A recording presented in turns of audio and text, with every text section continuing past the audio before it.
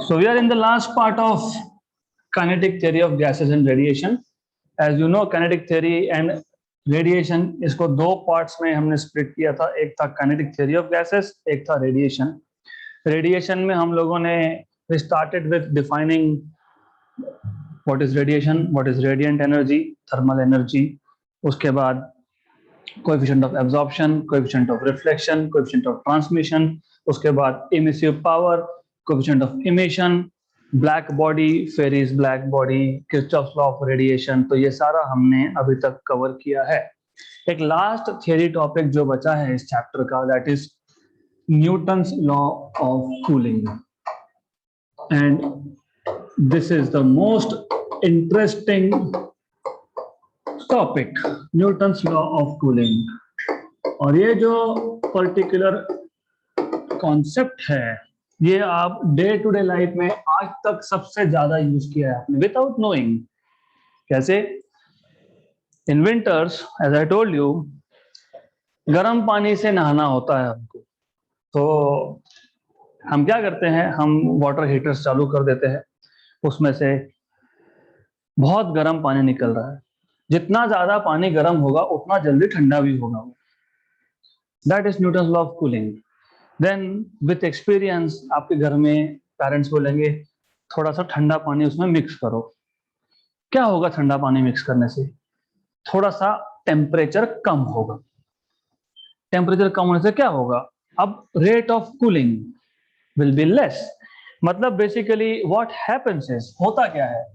होता ये है कि एक बॉडी, वो बॉडी कोई भी हो सकती है. It can be hot water, it can be hot T, it can be आपके पास अगर कोई हॉट ड्रिंक है वो, any hot body, rate of loss of heat dq by dt.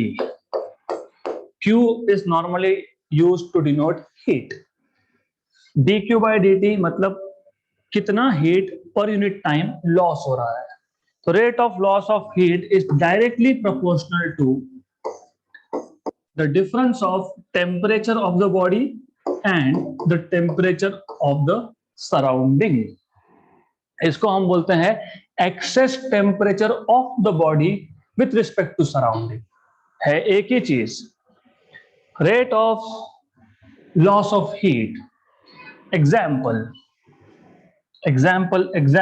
let's say हमारे पास एक object है which is very hot, okay, at temperature T, surrounding temperature T0. अगर ये 100 डिग्री पे है, ये 5 डिग्री पे है सराउंडिंग. ठंड में तो ऐसा ही होता है. Surrounding in our city in winters you may have temperature as low as 4 degree 5 degree तक जाता है हमारे यहाँ पे. तो सराउंडिंग 5 डिग्री, हमने पानी को गर्म कर दिया. I know no one will want to have a bath with boiling water, तो इतना तो नहीं करते, but we can go up to 80-85. तो difference in temperature of the body and the surrounding T minus T0 is रफली 75 degree Celsius, right? तो इस case में बॉडी जल्दी से कूल डाउन होगा. क्यों? क्योंकि बॉडी का टेम्परेचर और सराउंडिंग का टेम्परेचर में डिफरेंस ज्यादा है.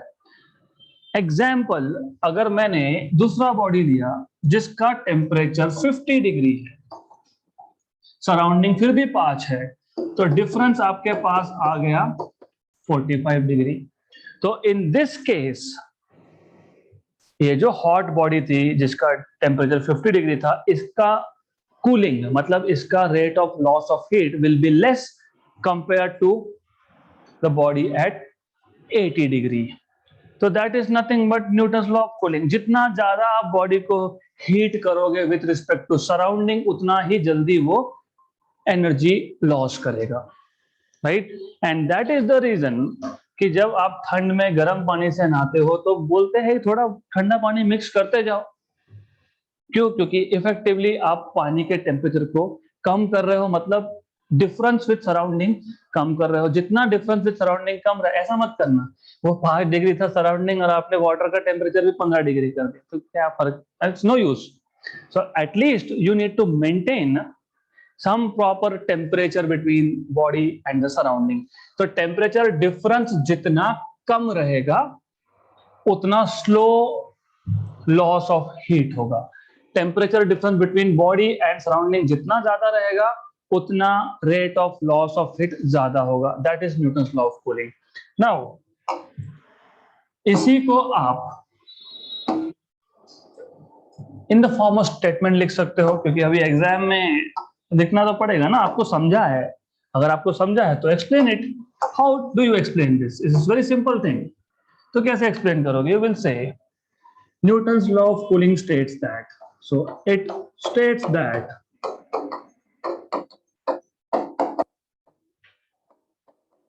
rate of loss of heat of a body is directly proportional to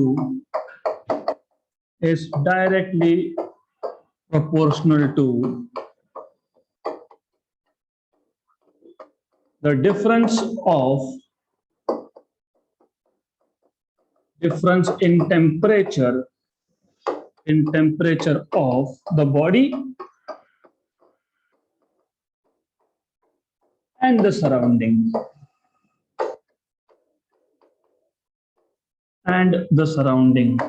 and by the way इसको हम ऐसा भी बोल सकते हैं, it states that rate of loss of heat is directly proportional to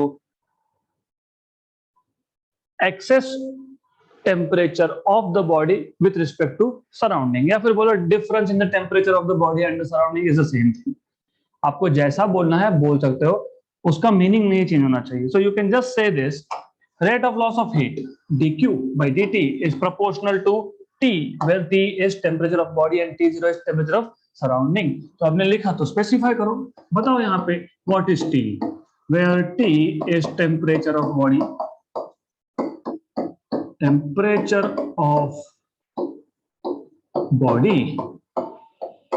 and T naught is temperature of surrounding।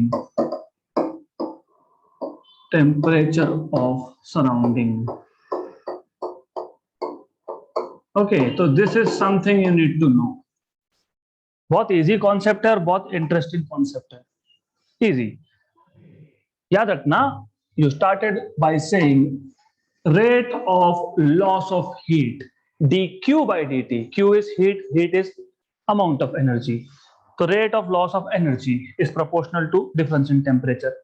now going back to 11th standard, 11th standard में अगर आपको याद होगा हमने थर्मल प्रॉपर्टीज ऑफ मैटर ऐसा एक chapter देखा था। उस thermal properties of matter chapter में एक हीट इक्वेशन था। हीट इक्वेशन अगर आपको याद होगा, होना चाहिए वैसे, तो you should know Q, that is heat, is mass of the substance into specific heat into difference in temperature delta T। Yeah, so dt भी बोल सकते हो, you can call it as dt also, it's the same thing। and by the way ये dq by dt is proportional to t minus t0 लिखा है, तो मैं इसको ऐसा भी लिख सकता हूँ, therefore dq by dt is equal to some constant of proportionality k into t minus t0, correct?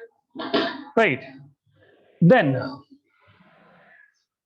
dq या q क्या फर्क पड़ता है? q is also heat, dq is also heat, dq is small amount of heat और q भी heat है। तो well, आप इस इक्वेशन नंबर 1 में ये dq के लिए मतलब इक्वेशन नंबर 2 सब्स्टिट्यूट कर सकते हो। तो you can put equation 2 in equation number 1। तो dq क्या आएगा? mc। अब ये dt लिखो, डेल्टा t लिखो, तो हर जगह पे यूनिफॉर्मिटी रखना। You can also write down dt, it is just difference in temperature, mc dt। Okay, upon dt, ये जो dt है नीचे, this is time, do not get confuse, मैं नोटेशन चेंज करने वाला हूं, but for the time being, just for the time being ये याद रखो, this is equal to k t minus t0, right. क्या किया हमने? कुछ नहीं किया। वो इक्वेशन 1 में हीट इक्वेशन यूज करके dq की जगह पे mass into specific heat of the substance into dt, specific heat पता होना चाहिए, काइनेटिक थ्योरी में मैंने स्पेसिफिक हीट इन डिटेल बताया है। Specific heat is the amount of heat required to raise the temperature by 1 degree Celsius. Amount of heat required to raise the temperature of a body of unit mass, मतलब 1 kg by 1 degree Celsius is principal specific heat. 1 mole of substance is molar specific heat. इन दोनों में दो types थे, at constant volume, at constant pressure, right? तो उसके अभी details में नहीं जाएंगे।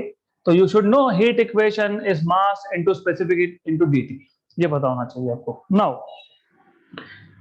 for a given substance, for a given liquid gas substance, m constant, for example मैंने एक बकेट फुल ऑफ वाटर ले लिया, अभी फुल हो गया तो हो गया, अभी मास चेंज नहीं होने वाला, I am going to keep it that much, तो मास कांस्टेंट है।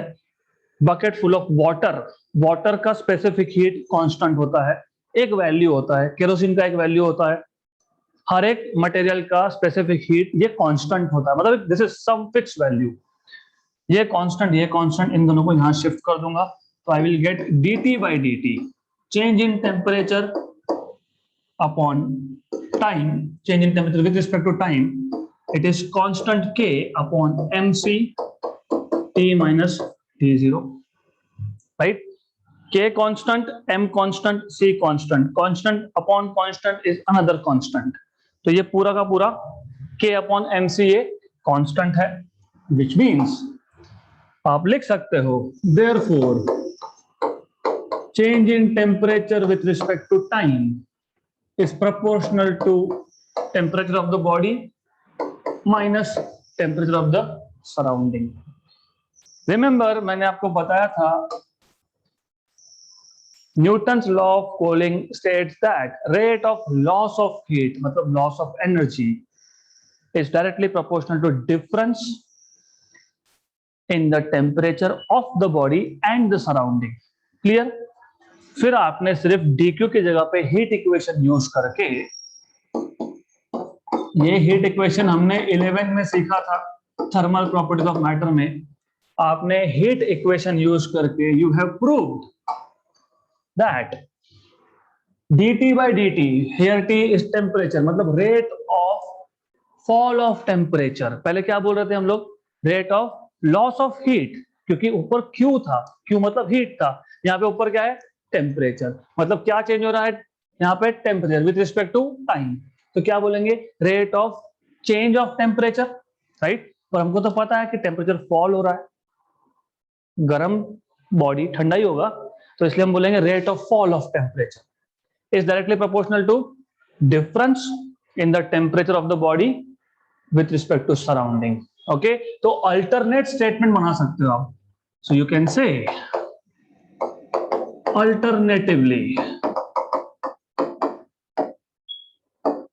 Newton's law of cooling states that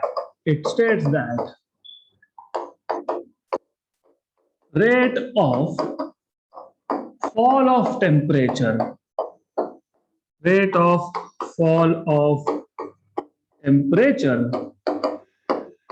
of a body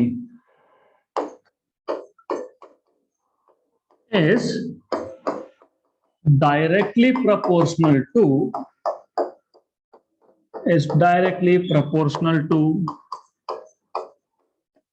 the difference in temperature of the body and the surrounding, difference in temperature of the body and the surrounding.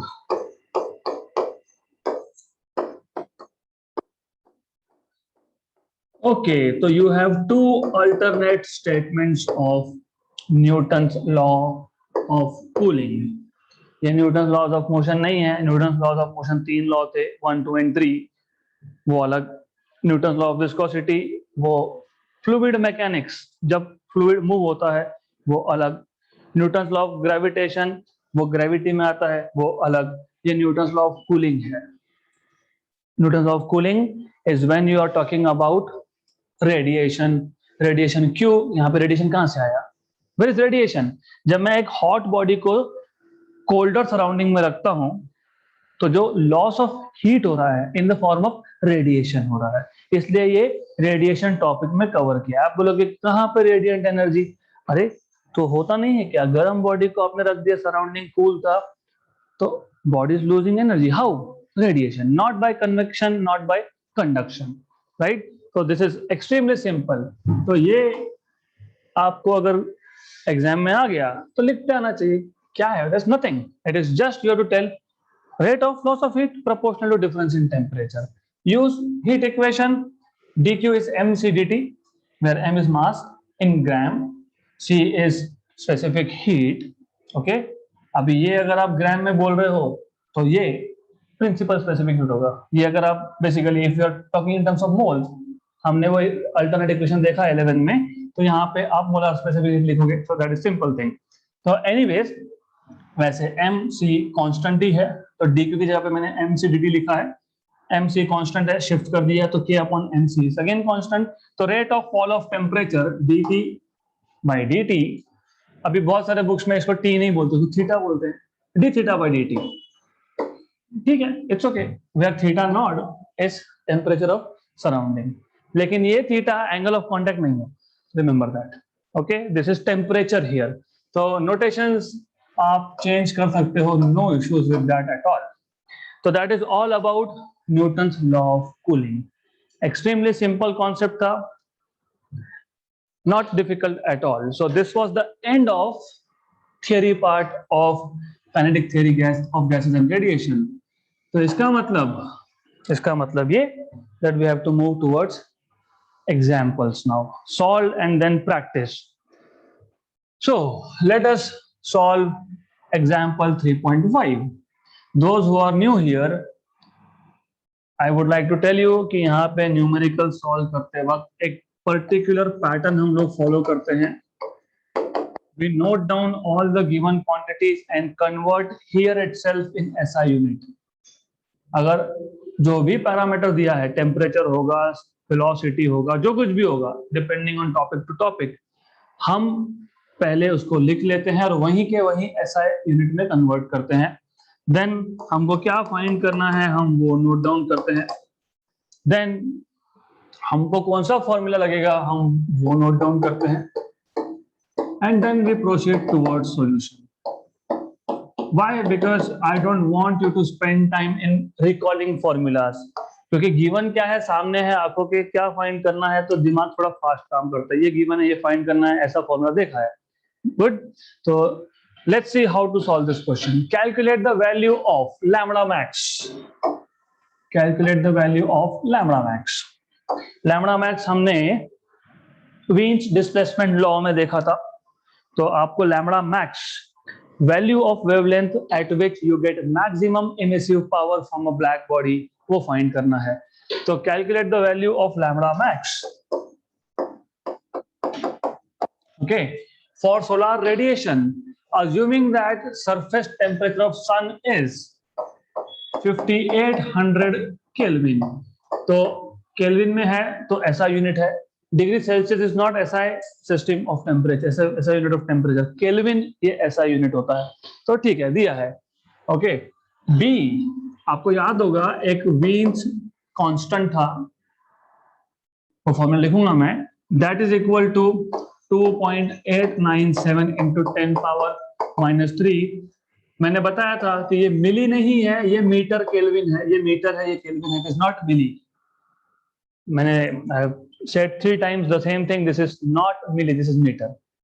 Okay, अब पहला part था कि lambda max find करो, दूसरा part था कि ये जो वेवलेंथ है ये इलेक्ट्रोमैग्नेटिक स्पेक्ट्रम के कौन से रीजन का है। और इसलिए मैंने पूरा इलेक्ट्रोमैग्नेटिक स्पेक्ट्रम भी लिया था एक लेक्चर में। Gamma radiation, x radiation, UV, visible, infrared, micro and radio. सबके वेवलेंथ भी पता होने चाहिए। 3000 से रफली 7000 तक होता है विजिबल, 3000 से कम होता है अल्ट्रावायलेट, 7000 के ऊपर होता है रफली 80,000 तक रफली इंफ्रारेड, उसके ऊपर होता है माइक्रो, उसके ऊपर होता है radio. Radio waves is like metre wave, kilometre wave, तो wavelength of radio will be in metre kilometre. Okay, तो ये पता होना चाहिए आपको। तो which part of spectrum, okay, तो I will not write it down. Then Wien's displacement law. The wavelength at which you get maximum emissive power is inversely proportional to absolute temperature of that black body. और वो proportional था, proportionality का sign अगर हटाना है तो एक constant लगता है, वो कांस्टेंट है B, जिसको आप बोलते हो Wien's constant, right. See what happens is, आपके सामने ये नंबर्स थे T और B, इमीडिएटली फॉर्मूला याद आता है। So use this, we are supposed to use this. तो आपको क्या करना है, आपको बस यही यूज करना है। एंड B की वैल्यू 2.89 है, 2.897 10⁻³ अपॉन 5800। दोनों ऐसा यूनिट में थे तो डायरेक्टली नंबर लिख सकते हो, अगर एक भी एसआई में नहीं होता तो एसआई में कन्वर्ट करना पड़ता। नाउ एग्जैक्ट आंसर जो आएगा वो आएगा, हम देखेंगे क्योंकि वो लॉग टेबल्स यूज करोगे। बट रफली आपका आंसर, क्योंकि लॉग लोगे फिर एंटी लॉग लोगे, थोड़ा प्रोसेस बड़ा है, गलती होने के चांसेस है, बट अप्रोक्सीमेटली हम चेक कर सकते हैं कि कितना आंसर आना चाहिए। मैं रफ बता रहा हूं, हाउ डू यू चेक रफली, अप्रोक्सीमेटली कैसे करोगे। 2.89 मतलब 2.9, रफ 2.9, तो 2.9 रफली बोल रहा हूं। 2.9 का अगर मैं पॉइंट हटा देता हूं तो 29 इंटू 10 पावर -1, और ये -3 ऑलरेडी था, अपॉन 5800 को 58 इंटू 100, 1 जा 2 जा, 1/2 इज 0.5, 0.5। ये 10 पावर -4, ये 10 पावर 2 ऊपर जाके -6, ये 5, 0.5 का पॉइंट हटा दिया तो 5 इंटू 10 पावर -1 और -7 मीटर। मतलब इसको मैं लिख सकता हूं कि अब 5000 इंटू 10 पावर -10 मीटर। मतलब मैं लिख सकता हूं इसको, this is 5000 angstrom, correct, right. ये रफ कैलकुलेशन था। अगर आप, I have your text book here, exact answer is 4995। सिर्फ 5 एंगस्ट्रॉम का डिफरेंस आया हमारा, ओनली 5। तो if you do exact calculation,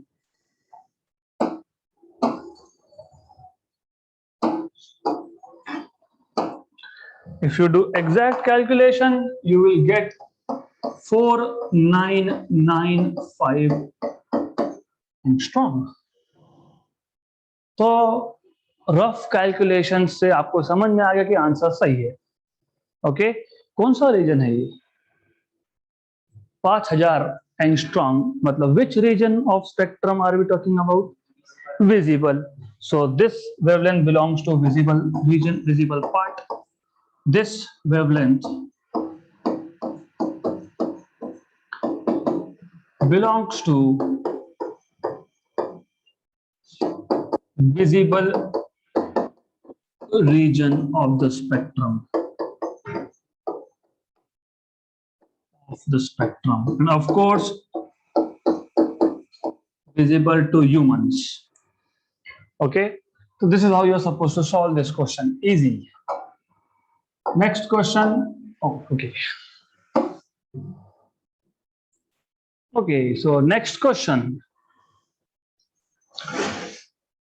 example 3.6.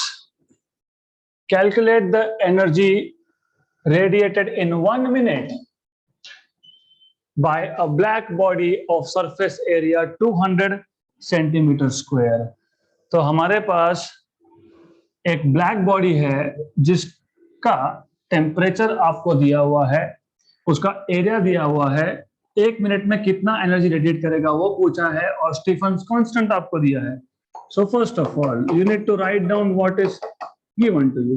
Calculate the energy radiated in 1 minute, T equal to 1 minute.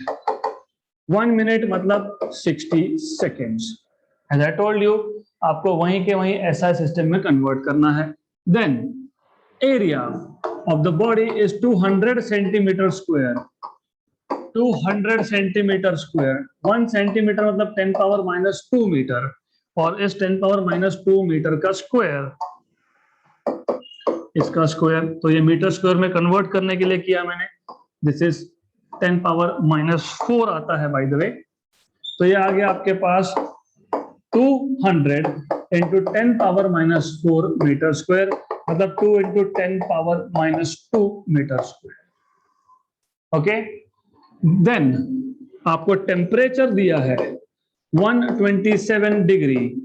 इसको केल्विन में करो क्योंकि एब्सोल्यूट टेम्परेचर होता है इक्वेशंस में, तो प्लस 273 करके आप केल्विन में कन्वर्ट करोगे, that is 400 kelvin.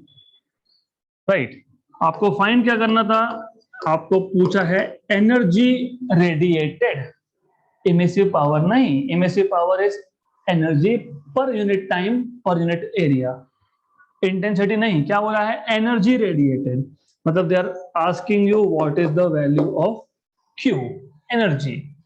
So if you remember, हम लोगों ने emissive power of a black body define किया था, अगर याद होगा।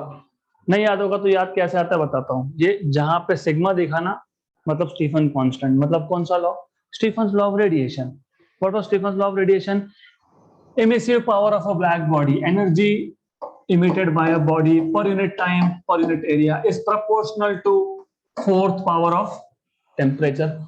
हमने ये कल ही किया है, तो हम एक्सपेक्टिंग कि आपको पता होना चाहिए। फिर ये प्रोपोर्शनलिटी हटा देते हो, आप लिखते हो sigma T to the power 4,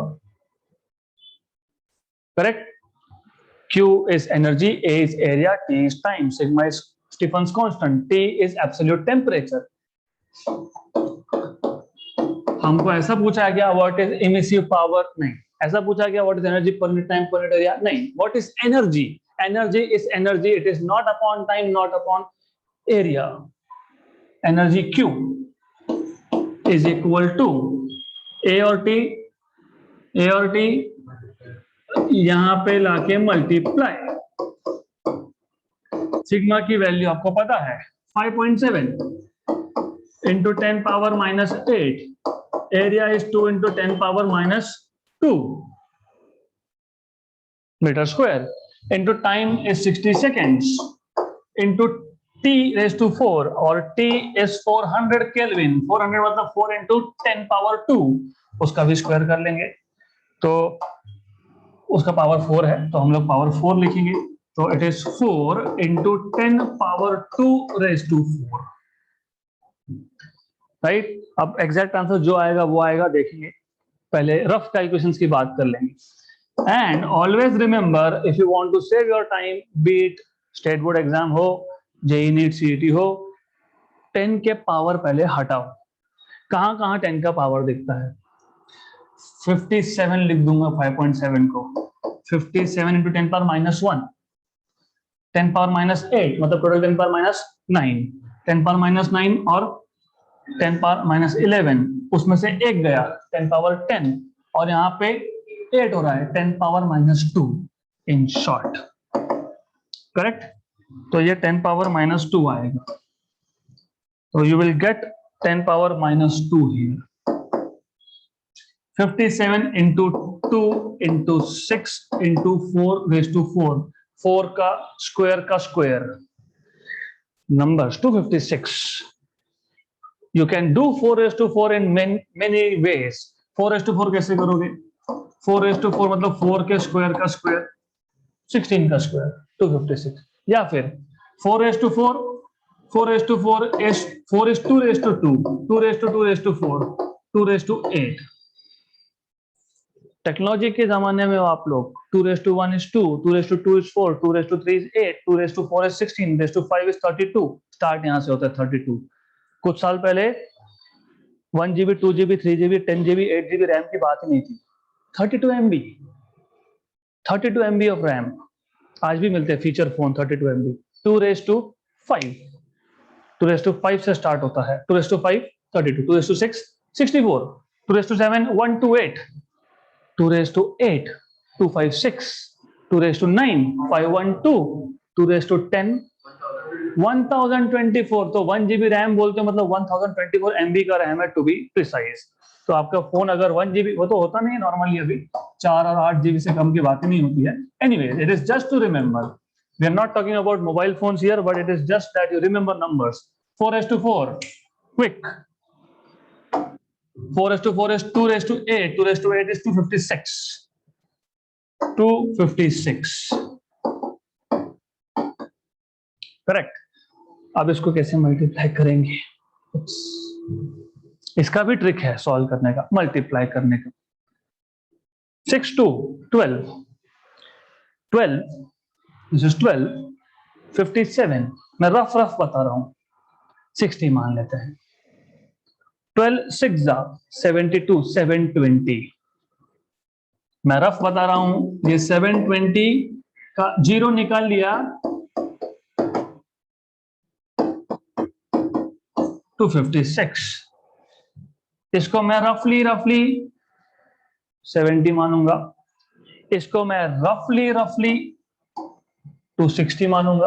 फिर इसके भी 2 जीरो निकाल लूंगा, मतलब 10 पावर 2 और 10 पावर -1, तो 10 पावर 1 मतलब 10 बचेगा. तो 10 बचेगा यहाँ पे. 26 7 जा 26, 10 जा 260, 5 जा 130, 130 मतलब 26 5 जा 7 जा करना था, 7 जा 26 प्लस 26, यस 52 और 130, 182,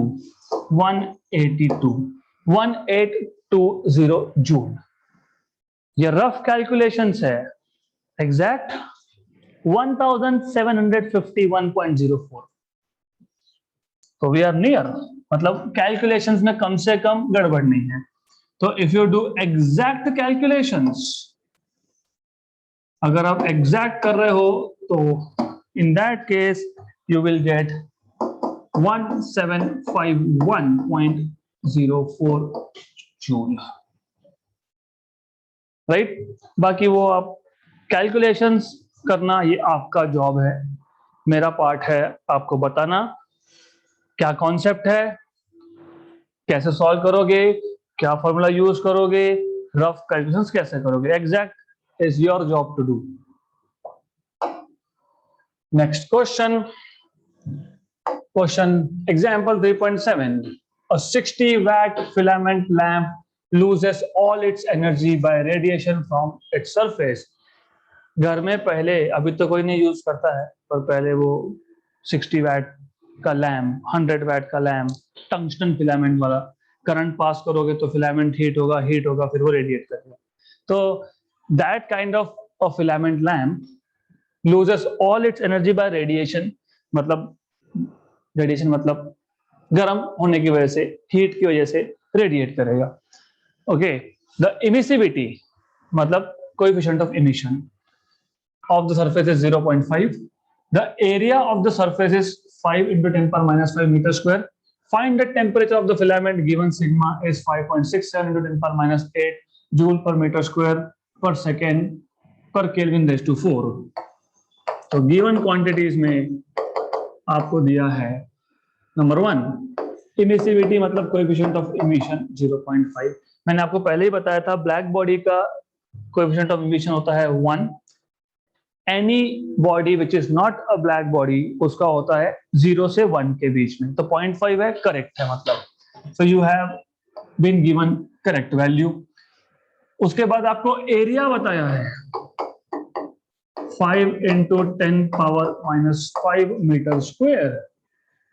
ओके, आपको पूछा है what is temperature of the filament,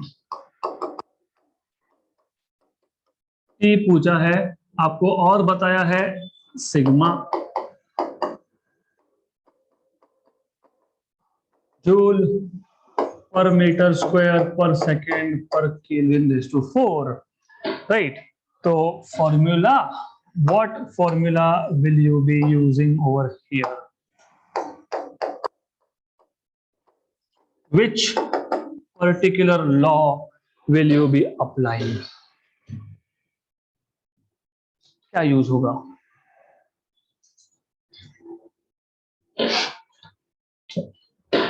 What will you be using?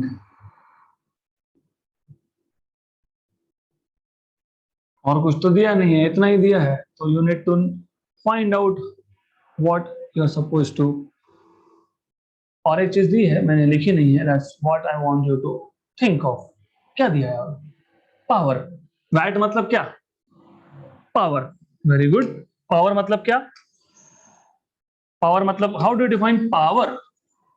Power is energy per unit time, तो that is what you need to know. Power मतलब Q by T is equal to 60 watt, ऐसा unit में है। Okay, अब easy है, अब you will understand. अच्छा, Q by T A sigma E. Okay, तो did we go through something equation, Stephen's law of radiation for an ordinary body? अगर आपको याद होगा तो आप लिखते हो for ordinary body Q by A T is equal to E sigma T power 4 for ordinary body. Black body के लिए सिर्फ E की वैल्यू 1 होती है, that is the only difference, right. और लास्ट सेशन में ही हुआ है, हमने कल ही कवर किया था। So you are suppose to find out temperature, if I am not wrong, yes, temperature find करना है, तो T to the power 4 is equal to, यहां से Q by A T into E into sigma. Put values, यहां पे Q की value है 60, A की value 5 into 10 power minus 5, 5 into 10 power minus 5। Time, time कुछ बताया है क्या हमको? नहीं बताया, जरूरत भी नहीं है। क्यों नहीं है? क्यों नहीं है? पावर मतलब ये Q बाई टी ही 60 है। ओके, तो Q by T itself is 60, तो do not get carried away there. E 0.5, 0.5 को मैं 1/2 लिखूंगा इंटू दिस इज 5.67, 5.7 मतलब उन्होंने बोला है 67, ठीक है, 10 power minus 8। Then rough calculations कर सकते हो, but okay, so what you can do is, रफली भी करना है, तो रफली अगर करना है तो एक चीज what we can do is to simplify, इसको 0.5 ही रहने देते हैं। क्यों समझेगा? देखो, अगर 25 आ रहा होगा ना, तो कभी 0.5 को 1/2 मत लिखना, क्योंकि 5 इंटू 5 25, अगर ऊपर 100 आ गया, नीचे 25 आ गया तो 4। तो मैंने ऐसा क्यों किया? बिकॉज आई सी डिनोमिनेटर में बहुत सारे 10 power minus, 10 power minus, 10 power minus, तो ऊपर जाके तो 10 पावर प्लस होने वाले हैं, मतलब ऊपर में 100 एडजस्ट कर सकता हूँ इन शॉर्ट। तो ये 0.5 जो है इसको 5 लिख देंगे, या 10 पावर माइनस 5 जो है इसको -6 कर देंगे। Good, right. तो ये आपको पता होना चाहिए। This is what you are going to do. So this will be 60 upon 25, 10 power -1 -5 -6, -6 -8 -14 ऊपर, ओके, इनटू 5.67, 5.7 कर लेंगे बाद में हम लोग, रफली विल सी लेटर। नाउ ये जो आपके पास 10 पावर 14 है, इस 10 पावर 14 को what I will do is, इसको मैं लिख लूंगा 10 पावर 2 मतलब 100 इंटू 12, 1 जा 4 जा 6 4 जा 24, ये 0 और यहाँ पे एक 12 तो 13, तो 24 इंटू 10 पावर 13 अपॉन 5.67, रफली 6, मैं अप्रोक्सीमेट कैलकुलेशन की बात कर रहा हूँ, एग्जैक्ट जो आएगा वो आएगा 24/6, 4 इंटू 10 पावर 13, ओके। लेकिन ये क्या है, ये t टू द पावर 4 है, भूलना मत, right. We are still doing rough calculations, तो पूरा कर ही लेंगे हम लोग, wait a minute and then we will check कि एग्जैक्ट आंसर हमारा आ रहा है कि नहीं। ओके, तो you don't have to go there, you also don't have to go there, so anyways, तो ये था आपका यहाँ पे 6 if I am not wrong, and here you had something I don't remember, anyways, चलो जो भी होगा वो होगा। Okay, good. So now roughly 4 का into 10 power 13, रफ चल रहा है आपका। तो अब what we will do is, कहां तक ओके,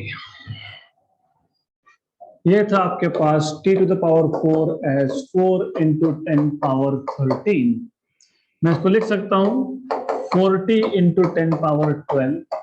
क्यों किया, क्योंकि जब मैं 1/4 करूंगा दोनों साइड पे तो ये कैलकुलेशन सिंप्लीफाई होना चाहिए, तो 40^1/4 into 10^12^1/4, this is 10^3, 40 का 1/4, what is 1/4, half into half, 10 नहीं होता, half into half, what is 1/4, can I write down 1/4 as half into half? Yes, can I do this? Yes. Correct. 6 square is 36, ये roughly 6 है, rough approx 6, उसका भी square root between 2 and 3, 2 point something, okay, ये 2 point something आएगा, point something कितना, तो हम approximate calculation कर रहे हैं, मतलब what I am trying to say is 2000 से 3000 के बीच में आएगा, अगर आप एग्जैक्टली करोगे तो, एग्जैक्टली आप करोगे लगभग 2.550, that is exact answer, okay. तो रफ कैलकुलेशन में ही हम लोग 2400 तक पहुंच गए थे, 2.4 तक। तो इसको आप अगर एग्जैक्टली सॉल्व करोगे, if you do this exactly, then you will get 2550 Kelvin, right. तो क्या किया, कुछ नहीं, फॉर्मूला, कौन सा फॉर्मूला, कौन सा law, Stephen law of radiation, किसके लिए, ऑर्डिनरी बॉडी के लिए, क्योंकि ब्लैक बॉडी होता तो E की वैल्यू 1 होती। गुड, अगला question, compare the rate of loss of heat from a metal sphere at 827 degrees Celsius with the rate of loss of heat from the same sphere at 427 degrees Celsius if the temperature of the surrounding is, कौन सा law? Very good, because in some books they have used some other law, Stephen's law, क्योंकि Stephen's law भी आपको बताता है loss of emissive power, loss of energy per unit time per unit area is proportional to t power 4, correct. That is not right way of solving, क्योंकि आपके कुछ books में, in some books they are using Stephen's law of radiation, वो कब होता है, वो जब आपको बताया हो कि वो बॉडी ब्लैक बॉडी है। बोला है क्या ब्लैक बॉडी है? मेटल स्फीयर, हमको क्या पता ब्लैक बॉडी की ऑर्डिनरी बॉडी। तो जब आपको एग्जैक्टली बोला होगा, क्या बोला होगा, that the body is black body, तो स्टीफन्स लॉ लगाना। और Stefan's law already you know, emissive power Q by AT is equal to sigma T to the power 4. Rate of loss of heat मतलब Q by T, heat by time is A sigma T power 4. अगर surrounding का temperature T not है, surrounding का भी temperature है, तो उस case में सिर्फ चेंज क्या होता है, आपको याद होगा स्टीफन्स लॉ ऑफ रेडिएशन में हमने लिखा था, राइट है, गुड। तो वो पावर 4 कर लेना, that is not an issue here, but हमको वो अप्लाई नहीं करना है। क्यों? क्योंकि आप बाय डिफॉल्ट अज्यूम नहीं कर सकते हो कि मेटल स्फीयर ब्लैक बॉडी है, बोलना पड़ेगा ब्लैक बॉडी है, नहीं बोला है ना, तो न्यूटन्स लॉ। तो what is given to you, जो पहली बॉडी है उसका टेम्परेचर कितना, 827, 827 में 273 ऐड करके केल्विन में लाओ, this is simple. How much, 1100। Second body का टेम्परेचर, सेकेंड स्फीयर का temperature 427, 427 degree, 427 plus 273, this is 5 plus 2 700, okay, not 800, 700, 4 to 7 773, 500 500 के आगे 200 700, तो that is correct. Surrounding temperature कितना है, सराउंडिंग टेम्परेचर कितना है, 27 डिग्री, तो 27 डिग्री मतलब 27 में 273 ऐड करो, that is 300, okay good, right. आप और एक तरीके से भी कर सकते हो, T1 माइनस T0 कर लो, बाद में केल्विन में कन्वर्ट करो, चलेगा। T2 माइनस T0 कर लो, बाद में करो कन्वर्ट, तो भी चलेगा, it is the same thing, doesn't matter. You are supposed to find out what, you are supposed to compare, compare मतलब रेशो, किसका ratio, rate of loss of heat, मतलब dq by dt1 upon dq by dt2, ये compare, ये चाहिए आपको। Formula आप कौन सा यूज करोगे, you already know that formula, आपको पता ही है, Newton law of cooling, dq by dt is proportional to difference of temperature between the body and the surrounding। 10 minute पहले, हाफ एन आवर पहले देखा हमने, रफली हाफ एन आवर, ओके। तो you already know this formula, तो solution भी simple है। तो जब आप इसको सॉल्व करोगे, तो अभी आपके पास फॉर्मूला है, आपको क्या फाइंड करना है वो पता है, आपके पास फिजिकल पैरामीटर्स है, तो क्या करोगे, just take ratio dq by dt of first to that of dq by dt of second metal sphere। Ratio लोगे तो इसका रेशो आएगा t minus t0 upon t2 minus t0, right. ये डिफरेंस आता है। अगर आप स्टीफन्स लॉ लगाते तो t to the power 4 था, न्यूटन लॉ ऑफ कूलिंग में t to the power 4 नहीं होता है, right. So do not follow anything blindly, खुद समझो, सॉल्व करो, राइट। तो दिस इज सिंपल। T1 कितना, 1100, 1100 में से 300 गए, क्योंकि आपको वो you have to subtract T0, surrounding temperature आपको सबट्रैक्ट करना है, तो 300 माइनस करो, तो this is minus 300 upon T2 कितना, 700 minus 300, so this is nothing but 800 by 400, 8 by 4 हो गया question solve, right. What do you understand by this, question solve करना is not really important here, is to understand. क्या समझा आपको इससे, आपको ये समझा कि ये अगर 2 आया मतलब rate of loss of heat of first metal sphere is twice that of second। क्यों? क्योंकि पहला मेटल स्फीयर का टेम्परेचर ज्यादा था। मैं न्यूटन्स लॉ ऑफ कूलिंग जब मैंने बताया, तभी आपको मैंने बता दिया था कि ज्यादा टेम्परेचर डिफरेंस मतलब फास्ट कूलिंग। तो this is what is telling you. गलती से अगर आपका हाफ आता ड्यू टू कैलकुलेशन मिस्टेक, मतलब यू आर रॉन्ग, ये हाफ रेशो नहीं हो सकता, ये 2 ही आएगा। पहले बॉडी का rate of cooling second body से ज्यादा ही होना चाहिए, क्योंकि पहले बॉडी का टेम्परेचर ज्यादा है। अगर कैलकुलेशन करते वक्त सिर्फ 800/400 को 400/800 कर दिया, मतलब फिजिक्स चेंज कर दिया आपने। इसका मतलब ठंडी में जितना ठंडा पानी रखोगे उतना गर्म फील होगा। This is what it means. तो that is what I want you to start doing. Physics में इंटरेस्ट ऐसा नहीं आता, यू हैव टू इक्वेशन से, नंबर से, ग्राफ से इंफॉर्मेशन निकालनी पड़ती है हम लोगों को, तब जाके इंटरेस्ट आता है, क्योंकि तब आपको लगता है कि हाँ मुझे समझ में आ रहा है। अभी तक क्या होता है, समवन इज टीचिंग, आप बैठे हो, हाँ समझा तो समझा, नहीं तो अभी क्या करें, जो होगा वो होगा। Physics you have to go into depth, समझो कि क्या बोलना चाहते हैं वो। So if you start doing that, I will tell you, physics में आप करियर करोगे आगे जाके।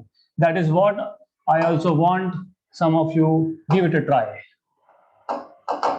ओके, सो और एक क्वेश्चन है। Okay, so next example 3.9, assuming that the temperature at the surface of sun is 6000 Kelvin, actually 5800 होता है, उन्होंने बोला assume कर लो, find out the size of a virtual star, नकली star, okay, virtual is imaginary basically, in terms of size of sun, whose surface temperature is 3000 Kelvin and the power radiated by the virtual star is 25 times the power radiated by the sun. Treat both the sun and virtual star as black body. Question समझ लो क्या बोला है। Question में आपको बताया है, आपके पास जो सन है, हमारा सन, सूर्य देवता, बिकॉज अगर वो हीट नहीं देता तो लाइफ नहीं होती, तो सन it is 6000 and temperature of a virtual star is 3000. Okay, find out the size of a virtual star. Size मतलब या radius या diameter. Okay, in terms of size of sun, मतलब they are in short asking you to find out ratio of radius of star to that of sun, या फिर they are asking you ratio of diameter of star to that of sun. और एक चीज बताइए, power radiated by the virtual star is 25 times of the sun. Star का radiation मतलब power radiated ज्यादा है, इसका मतलब क्या होता है, इसका मतलब, ठीक है, अभी will wait for the final answer, फिर मैं आपको समझाऊंगा कि इसका मतलब क्या होता है।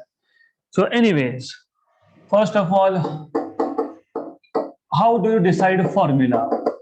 As I told you, words are important. Temperature एक वर्ड आया था, ब्लैक बॉडी दूसरा वर्ड आया था।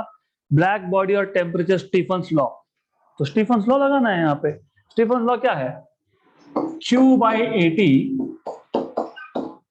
Equal to sigma T power 4, पर इन्होंने यहाँ पे पावर रेडिएटेड बोला है, because they are telling power radiated मतलब Q/T, power is energy per unit time.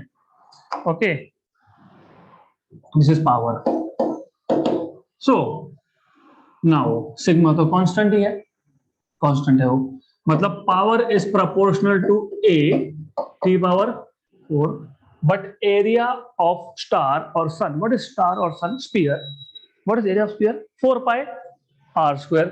मतलब मैं यहाँ पे लिख सकता था 4πr², A आ गया, सिग्मा T पावर 4 हो गया। इसका मतलब अब इक्वेशन में 4 कांस्टेंट है, पाई कांस्टेंट है, सिग्मा कांस्टेंट है, तो power is proportional to r² T power 4, correct. तो you have P star upon P sun as 25, तो मैं क्या करूंगा, मैं सीधा सीधा बोलूंगा रेशो ले लो P star P star power radiated by that virtual star